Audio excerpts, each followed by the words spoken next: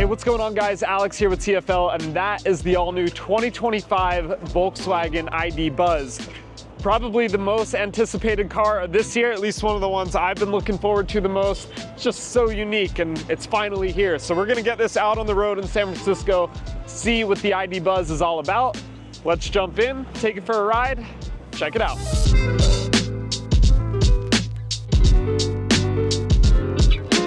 So to start the day, we are on Lombard Street recreating a photo that was taken a long time ago of a bunch of buses, all different kinds, lined up on this pretty iconic road. This gives you a good chance to see all the different colors and just kind of see them in a cool location. All right, we've got the Buzz parked in front of the Golden Gate Bridge with some surfers in the background. Seems like a perfect opportunity to talk a little bit about the design of this bus. And I think Volkswagen absolutely killed it. It's been getting so much attention out on the road. Everyone's snapping their heads to look at it. And a big part of that is the two-tone design and just the shape of the vehicle. It's a design you really don't see on the road, and I applaud Volkswagen for doing something different, even though this is, you know, obviously going back to their past, going back to their roots. This is unlike most cars on the road. Maybe Cybertruck is one of the only other vehicles on the road in 2024 that can get as much attention as this. This might even get more looks than the Cybertruck. This one's in a red and silver two-tone. The two-tone is a $995 option. You can also get the two-tone top in white instead of the silver. There's also a couple different solid color options, like a full silver, a full black, a full white. But I think if you're gonna get one of these, you have to get the two-tone. It just really completes the look. You've got this running light strip that goes over the entire front of the vehicle. The Volkswagen logo illuminates at night, so pretty sweet look coming down the road when it's behind you. You've got a little bit of this like honeycomb pattern up front, which I think looks pretty sweet as well. Moving on to the side, you can check out the wheel design. These massive, massive slider doors in the back. Really nice touch with these little slats in the back to kind of go back to the old Volkswagen buses back in the day. Here's a look at the rear. Huge Volkswagen logo, says ID.Buzz right underneath that. And just a really flat, chopped off design in the rear. Not a whole lot of shape to it, which I think makes it look sweet. Same thing up front. You've got a little bit of a hood area or a nose, but really not a whole lot of overhang there. And there's like a mile between this glass and the steering wheel and the seat. You feel like you're sitting so far away from the front windshield, which again, just reminds you you're driving something pretty unique. Let's check out the interior for a second. And I think this is really where everything comes together. They did such a good job on the interior of this. This one's in kind of the darker brown, but let's take a look at some of the features, some of the things that you'll see in here. So steering wheel, you've got all the controls you would expect, cruise control. You've also got you know, your audio controls, menu system, heated steering wheel. I really love some of the touches they've done on the interior, like these pedals with the play pause button. You've got your lighting controls over here. The singular window controls that control the front and the back, which isn't the absolute best. We'll hit the start button right here. And actually, I didn't even need to hit it. You just put your foot on the brake and it starts up. You can see the 5.3-inch cluster here, which you've got a couple different screens you can go through, change how things look, just like that. And these buttons on the steering wheel are kind of haptic. They give you a little vibration when you press them, which I think is pretty nice. Huge 12.9-inch infotainment screen in the center here, which I think is actually a really good system. I know some people give Volkswagen some crap for not having the best system, but I've really been enjoying this. It's super, super colorful. I think one of the best looking infotainment screens available today, and you've got everything you need in here. So you can go into charging, check out, you know, your range, your battery percentage, all that kind of stuff. I also want to show you the different drive modes. So you've got 4 standard ones: Eco, Comfort, Sport, and Traction. And then you've also got a custom mode where you can go in and change individual settings for everything related to the car. Super easy to use, really colorful, really big, really responsive. I'm a big fan of this system. Not a huge fan of the touch volume controls. That's kind of a slider down there, but I think the screen makes up for the rest of it. You've got these flip down cup holders that kind of, if I take these bottles out here, this kind of stashes up into the dash there, and then you've got a nice flat pass through. You can put plenty of stuff down there.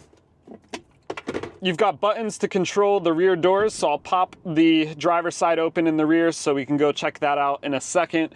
You've got this little center console area here, which has a little bit of extra storage up front, and this is actually removable, so you can take this out. You can see the little provisions in the floor. You could put it in the back seat if you wanted to, or you could just remove it completely and kind of have a walkway all the way to the third row. Also, tons of USB ports. There's 2 right here. I like this phone slot a lot. It gives you a nice place to stash your phone. There's another one over on the passenger door for your passenger. And then looking at the back seat, this one's equipped with the captain's chairs because it is one of the higher trims. If you get the base model, it will be a 7-passenger vehicle. The higher end trims will be 6-passenger with these captain's chairs, but if you get the base model, you can configure it or option it with captain's chairs. So, you know, you get that comfier third row. Tons and tons of room here. Slide this backpack out of the way. It is so roomy in the second row. So much space between my knees and the seat in front of me.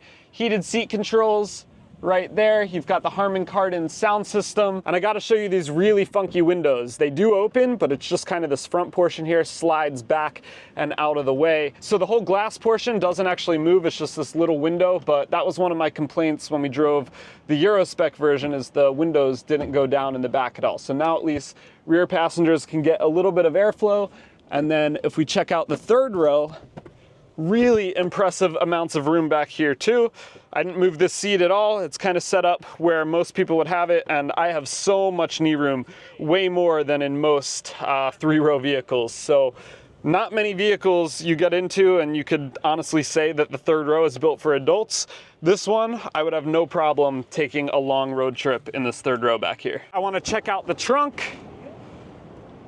And there is this little shelf in the back. I've got my camera case on it. Tons of space, or a good amount of space, even with the third row folded up. You could fold that down and get a lot more space.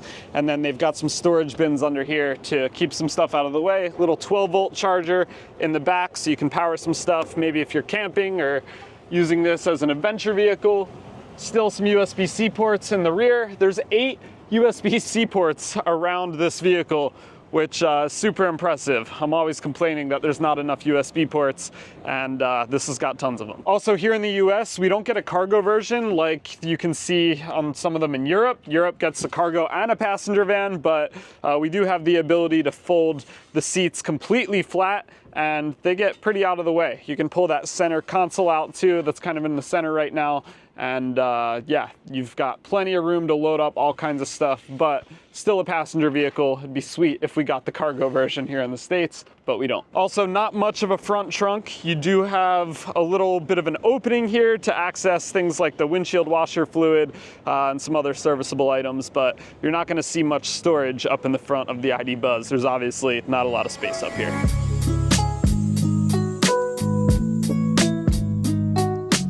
All right, so once you're behind the wheel of the ID.Buzz, you kind of realize why this vehicle is so special. It feels like nothing else to drive. I really haven't driven anything recently that gives me the same feeling. Maybe the Cybertruck gives you that same feeling of what the heck am I driving, but it's just so different. You're sitting like a mile away from this front windshield.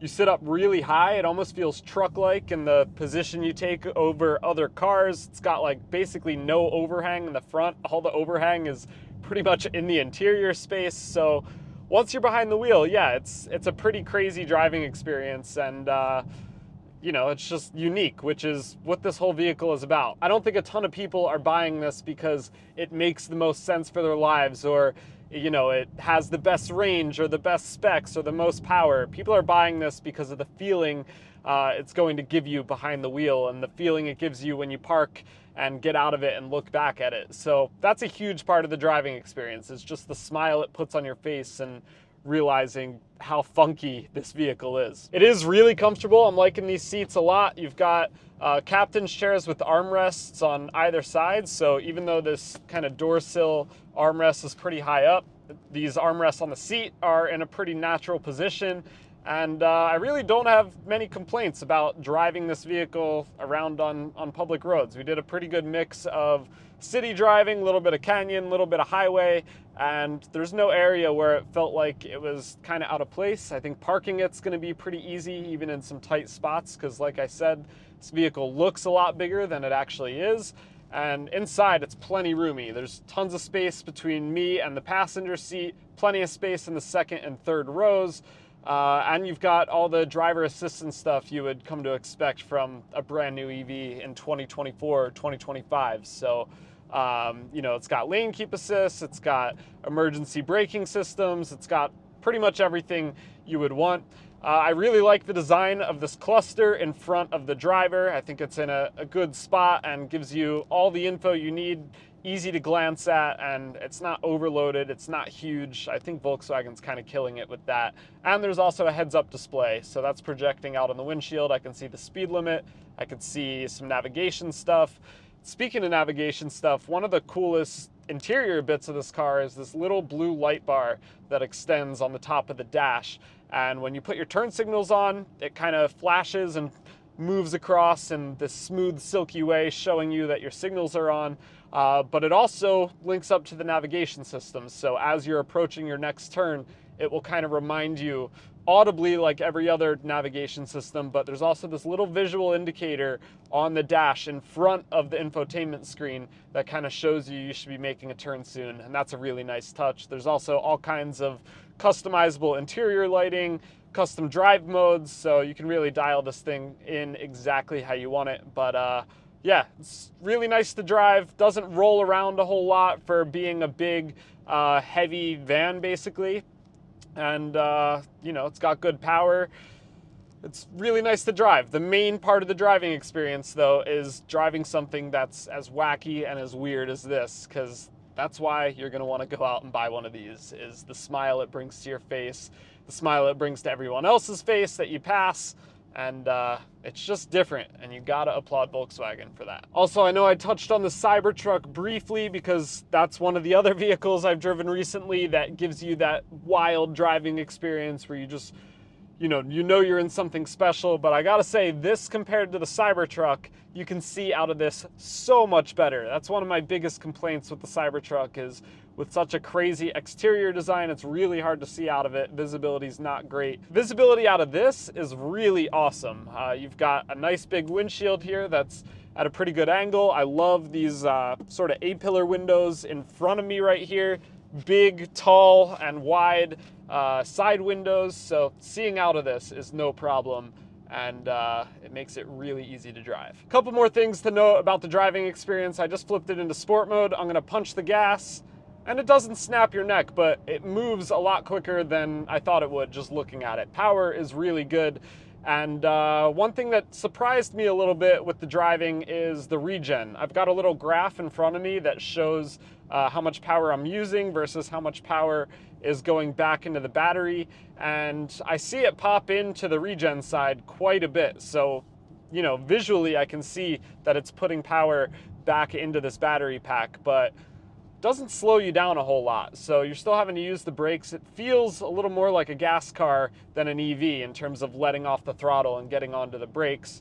There's so many EVs that have, you know, tons of adjustability in the regen, and you know, you can really drive it like a one-pedal vehicle. This isn't one of them. This is a little more traditional, which some may like, some may dislike, but just one thing to note.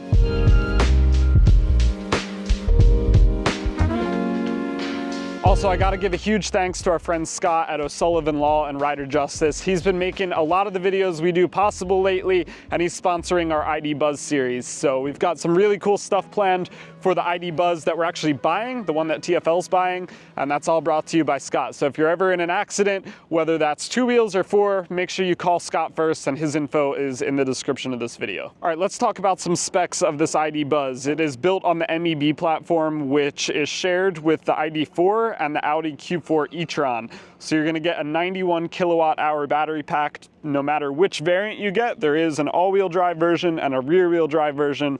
The one you're looking at right now happens to be the all-wheel drive. It does support 200 kilowatt fast charging, so 10 to 80% charge, Volkswagen is saying, in 30 minutes, which you know, isn't the fastest in the industry, but I think that's a pretty acceptable number.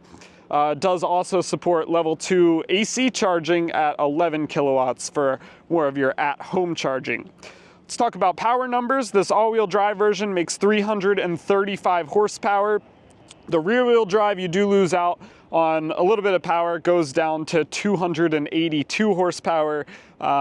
This all-wheel drive one has plenty of power though. I thought, you know, it might be a little sluggish. It does look like a big vehicle, but it's got plenty of power. More power than it needs probably. It's pretty snappy and has no problems getting around traffic and moving about. It definitely has a good amount of power. 231 miles of range for the all-wheel drive version, which is pretty low. You do get a little more range squeezed out of the rear-wheel drive version, but not much. 234 miles of range. Torque numbers are the same on the all-wheel drive and the rear-wheel drive model at 413 foot-pounds of torque. 0 to 60, at least on this all-wheel drive one you're looking at, is 6 seconds, which again on paper doesn't really seem like it's super quick. It does look like a really massive vehicle, but it's really not. It's shorter in overall length than a Sienna, than a Pacifica, than a Suburban. So even though it looks massive, these doors are huge. It's really not all that big. And I think that look is achieved because you've got the wheels kind of pushed out to each corner of the bus. It looks huge on the road, but driving it around, you don't feel like you're driving something massive that's hard to maneuver. One of the coolest parts of this ID.Buzz is all the different colors, and they're all so unique. Usually there's like one hero color for a new car like this, and there really isn't a hero color in my eyes for this ID.Buzz. They all look super good, and most of them are two-tone options in some really bright and fun colors. So you can get a couple colors that are monotone. Most of them are gonna be this two-tone look though. And I think that's just awesome. Most of these really pop, really catch your eye, which is what this bus is all about. There are a couple colors that are unique to the US that the Euro spec doesn't get. This is one of them, the Cabana Blue, which I think out of the three is my favorite. This color is awesome, especially with the two-tone white, and these wheels that are on all of them are pretty cool. Match the style of the ID.Buzz pretty well. Now, as far as interior colors go, 3 different options, at least at launch. The one I'm driving today is more of this brown, kind of darker interior. There's also a black, but my favorite is the lighter interior. We'll go take a peek at one of those. This is also going to be the only color in the launch edition for the interior, and I just love how bright and airy this looks. I love the kind of light orange accents in here. Really good look. Love the white steering wheel as well. But a couple different options to choose from. They really nailed all the colors, both on the outside and on the inside for this new ID.Buzz. Also, kind of a fun little touch on the interior. In the center console area, there's these cup holder dividers that you can pull out. This one's got a snowflake emblem on it, so you can use that to scrape the ice and snow off your windshield. Pretty neat. And then this one is a bottle opener. So some fun little touches on the interior. Like I've been saying throughout this video, I think they really nailed the fun factor on the interior, and a little Easter egg like this is always fun to find, especially when it's useful. Quick peek at the camera system here so you can see the reverse camera. We do have a 360-degree view camera, and then you can tap these little zones here to see either the sides of the vehicle, the rear, or you can look out the front. Cameras are decent quality. I wouldn't say they're super crisp, but definitely good enough to see what's around you. And the screen's nice and big, so it's really easy to get a good feel for what's around the vehicle. All right, so here's the trip computer. I reset this before we started driving, and you can see some of the numbers there. So 54 miles total of driving distance on a mix of city, a little bit of highway, but mostly twisty canyon roads Average speed was 24 miles an hour, and we averaged 2.6 miles per kilowatt hour. You've got kind of a real-time usage chart there, and then you can see cinch charge as well. That's showing 2.3 miles per kilowatt hour. And after our drive, battery is at 66%. We started at around 91%, so range isn't fantastic. We knew that going into this, but yeah, like I said, I don't think that's the main draw for people buying the ID.Buzz. No one's buying it because it's got the best range. You're buying it because it looks like that. All right, so what do I think of the ID.Buzz? I do think Volkswagen has a clear winner here. I think this is gonna sell pretty well, and they're gonna be pretty hard to get. Interior, one of my favorite parts of this vehicle. Even though there's some plasticky bits, some hard scratchy materials, it's still a really comfortable place to be. It's really roomy, and I could spend a lot of time in here on a road trip and not get fed up with this car. Ride can be a little rough every once in a while, but I don't think it is terrible. Range isn't amazing, but 91 kilowatt hour battery pack. We've been getting from anywhere from 2.6 to 2.9 or 3 was the highest I saw miles per kilowatt hour. So range is right in that area that Volkswagen is claiming, which is good to see. At least it's not lower than Volkswagen is claiming it is. Still on the low end of range for an EV, especially one this expensive. But I don't think this is going to be, a super far distance road trip vehicle for most people. We're probably going to take it some of the furthest distances that these vehicles are going to see. Still, it would be nice to see a little bit of extra range, but this is the battery size they went with, and that's what we're getting. It is expensive. Starting price is right around $60,000. The all-wheel drive variant we were driving that was spec'd up a little higher was closer to $70,000, which is definitely pricey, especially when you look at the specs of this car. But for 70 grand, I can't think of another vehicle that gets as much attention as this and gives you the same kind of feeling as this. It's definitely unique. You're definitely paying for that coolness factor, that unique factor, because you're not paying for excellent range and a huge battery and some of those kinds of features. So yeah, I think the money is spent here on how unique and how cool this vehicle is. I'm sure there's probably going to be some dealer markups on these, at least at the start when they first start getting sold, which, by the way, late 2024, which we're pretty much in late 2024, so these should be available real soon. And yeah, let me know what your thoughts are down in the comments below. Thanks for watching. Check out alltfl.com so you don't miss the rest of our VW ID.Buzz series, because we're going to be doing a lot with this car, this van, this bus, once we get it back to Colorado and actually own our own ID.Buzz. So stay tuned. We'll see you in the next video.